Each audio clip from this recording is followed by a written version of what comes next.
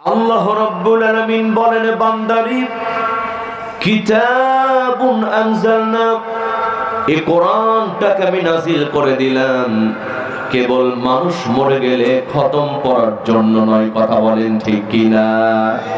কারণ আমাদের সমাজে এক শ্রেণীর মুসলমান আছে, ওরা মনে করে মানুষ মরবে যখন কোরআনুল কারীম খতম করা লাগবে তখন। একজন মানুষ মারা গেল, কিছু মহিলারা চতুর্দিকে কোরআন নিয়ে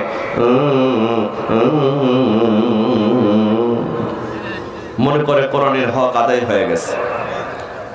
আর এক শ্রেণীর মুসলমান আছে,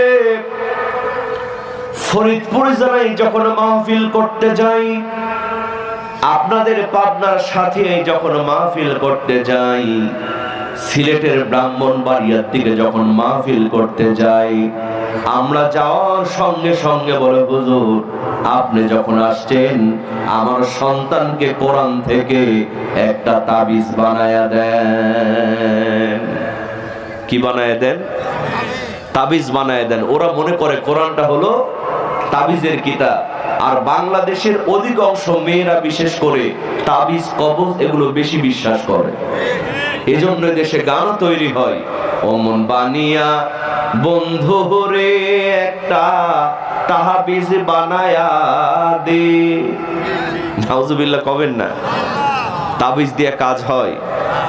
এলাকার এক পাতি নেতা মসজিদের ইমাম বলে, হুজুর সামনে পরীক্ষা, ভালো করে তাবিজ দেন, আমরা একবারে চাকরি নট করে ফেলবো।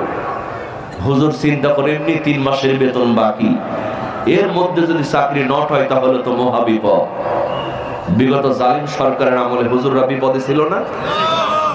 সিনেমা উদ্বোধন হয়েছে, সিনেমার জন্য হুজুর দোয়া করছে।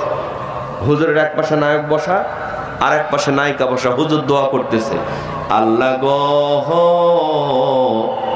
এই সিনেমার মধ্যে তুমি রহমত বরকত দাও।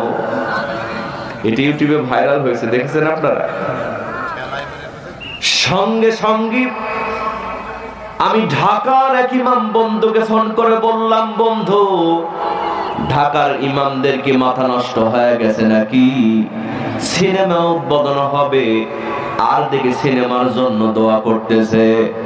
আমার বন্ধু বলে, দোস্ত আসলে আমাদের মাথা নষ্ট হয় নাই, আমরা ঢাকার ইমাম আছি মহাবিপদে। সারা জীবন ইসলামের বিরোধিতা করেছে।